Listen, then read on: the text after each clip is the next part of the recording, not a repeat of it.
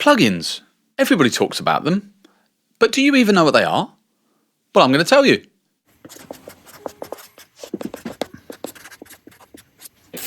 Hiya, Charlie T Music here. You may have watched some of my other videos and got the right interface, chosen the right DAW, and got the right pair of headphones, and then you start recording something and you're like, well, this doesn't sound very good, does it? When you first record something, it normally just sounds a bit shit. And what we have to do is we have to zhuzh it up. We have to add a bit of what I call piri salt, which is like the seasoning on a sound. And we do that by using things like plugins. That's why plugins exist, but they weren't always digital. So get ready for a little history lesson, because the more you know about where it came from, the more you're gonna know about how to use it. And what people used to do throughout the history of music production, we do now because they did it. We just do it in slightly different ways, but we're still going for the same thing. We're still trying to make things sound as good as possible. And that's what plugins are for. They're trying to enhance the sounds that we've created. It'll make me sad, but if you want to skip the history lesson, you can just click on one of the timestamps and just skip to the bit you want to listen to, because nobody's got any time anymore. I don't care, whatever. So let's travel back to the 1950s. And we are in a studio called Abbey Road, which was built by a company called EMI. And you'd be wearing some sort of overcoat like you were in a chemistry lab, because that's how seriously this was taken back in the day. Within EMI was RED, the Recording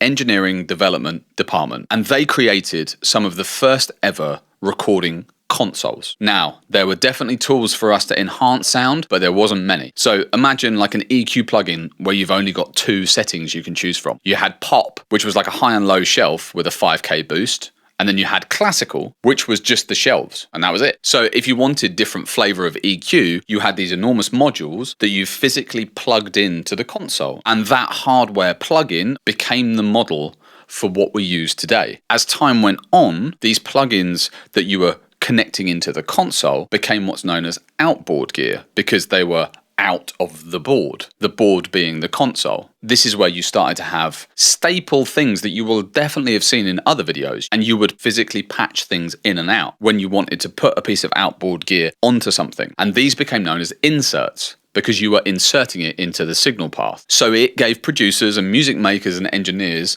lots more options of how to add more flavor, or manipulate sound, or change sounds, or control sound. So then as time went on even further, we evolved into the era of the big studio consoles. We're getting into the kind of like late 70s, early 80s. You had two very, very popular companies. Now there are others before the keyboard warriors coming. I know they're there, but the two staples that really accelerated music technology were Neve and SSL, solid state logic. What we would use as plugins or outboard gear, things like compressors and EQ and gates and expanders, they actually integrated these into the channel strips within their consoles. So if you see a channel strip plugin, they normally have little sections where you have like filters, EQ, dynamics, expanders, gates, because that's what happened when SSL and Neve first introduced these massive consoles into the professional studio environment. And they were very, very popular. And in fact, you go back to the 80s, you can hear the sonic improvement of music accelerate exponentially. And when we got to the 90s, everything sounded so much better because we had so much more option of how you could work on stuff. But DAWs weren't a thing yet. We didn't work in the digital world. We were still very much analog. So if you then fast forward to like the digital age, we've got a company called Waves. If you don't know who Waves are, they make plugins. And they actually made the first ever commercial audio plugin in like 1992. And suddenly that physical plugin became virtual. And also you weren't limited to how many you had. If you wanted to put a compressor on one of your tracks, if you were only using outboard gear, well then you had to pick which sound had that compressor on it. Otherwise, you'd have to compress that sound and then re-record it to free up the compressor to put it somewhere else. But as soon as we went to the digital world, well, if you wanted to put 25 compressors on one track, you could. I mean, I don't know why you'd do that,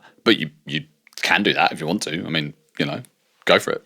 But that's why we still call them plugins. That is their origin story. That's where they came from. And back then, choices were really limited. And now, digital freedom means infinite options, which you would think would be good, but actually, it just makes the whole thing a bit overwhelming. And history shows us that producers always used what they had, even with limited options. So today, a plugin is simply an extra tool inside your music software. So just like editing a photo with a filter, where it will give you a specific kind of look, a plugin does a similar thing, but with sound. So your plugin is the actual piece of software you're using, and the insert is where you place it. So what different types of plugins are there? The first type of plugins to understand are what's called stock plugins. Stock plugins are the ones that are included in your DAW. Now, if you're still really early days and you don't know which DAW to use, then don't worry, I've got a little video you can go and watch up there. All DAWs like Pro Tools or Logic or FL Studio or Ableton, they come with a huge selection of stock plugins. And these, especially when you're starting out, are going to do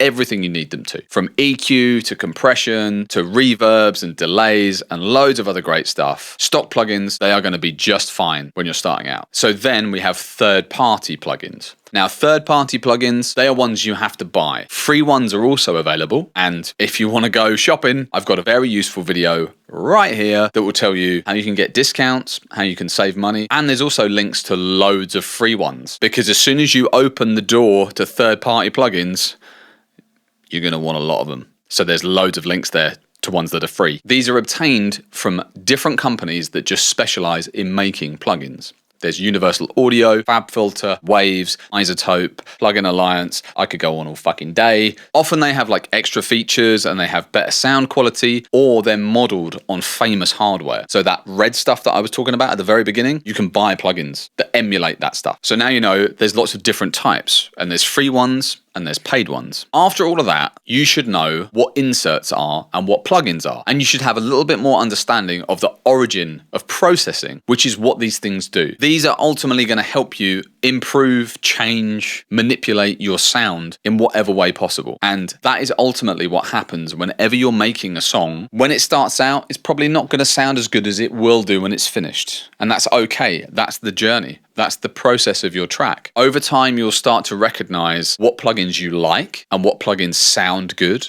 And you're going to start to hear the difference these plugins make. And you're also going to start to hear where you might want a third-party plugin. You might want something that's not already in your DAW.